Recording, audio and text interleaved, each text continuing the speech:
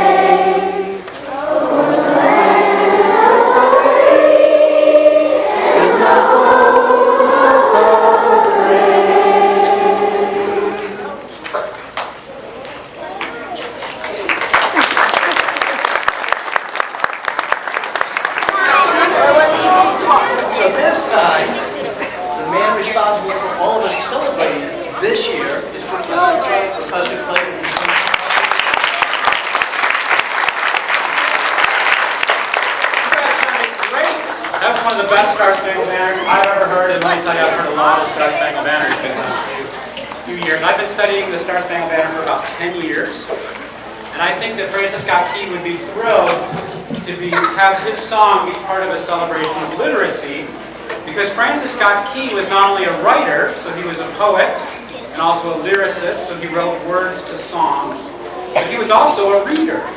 He did a lot of reading.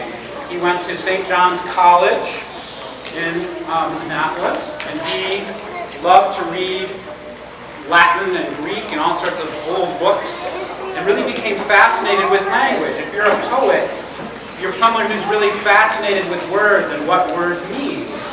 And so what Francis Scott Key did in his song that I think is so amazing is that he watched this event, this defense of Fort McHenry in Baltimore, and he was able to crystallize his experience, his feelings of that moment in words, and then put it to music so it conveys to us today that same emotion, his relief at winning this battle, which could have, if it had gone badly, have made the United States back into an English colony potentially.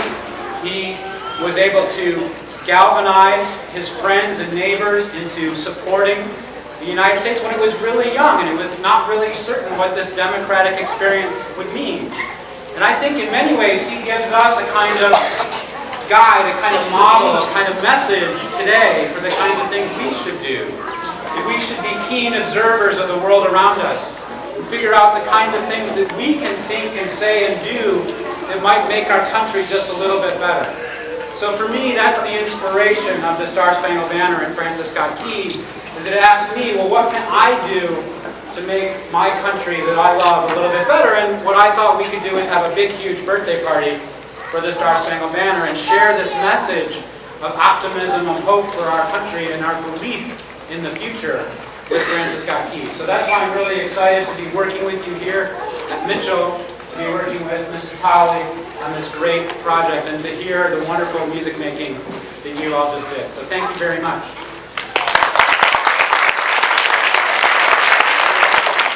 So I'm here with Dan Tolly, music teacher at Mitchell Elementary School here in Ann Arbor, and I just wanted to, well, first of all, congratulate you on an amazing performance of the Star-Spangled Banner, and I just wondered if you could tell us a little bit about sort of how you prepared the kids and what your goals were sort of introducing the Star-Spangled Banner at the elementary level. Yeah.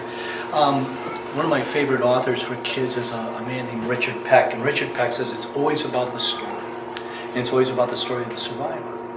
And I think when we take on something like this, the Star-Spangled Banner, or Lift Every Voice and Sing, you kind of wonder how you're going to really get kids excited about that. But when we go to the story and add the history, all of a sudden it happens.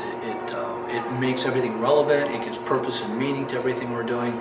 And so it's always about the story. And I start with chanting first, actually. We never even start singing because there's so many things to talk. But we talk and concentrate on the words. What does ramparts mean?